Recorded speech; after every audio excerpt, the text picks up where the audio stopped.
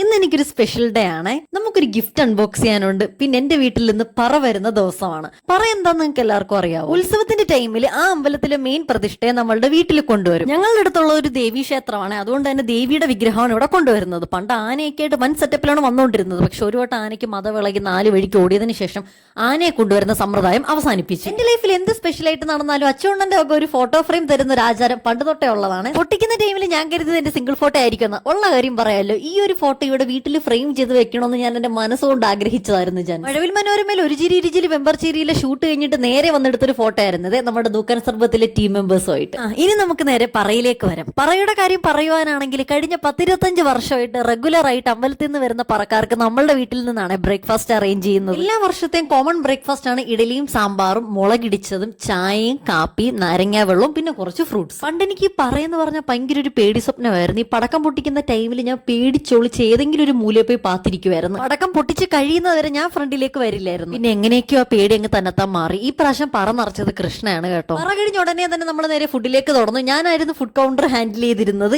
ഇതേ കണക്കത്തെ ആചാരം നിങ്ങളുടെ ജില്ലയിലുണ്ടോ ഇല്ലയോ എന്ന് കമന്റ് ചെയ്യണം. വീഡിയോ ഇഷ്ടമെങ്കിൽ ഫോളോ ചെയ്യാനും സബ്സ്ക്രൈബ് ചെയ്യാനും മറക്കണ്ട. Love you all, bye, take care.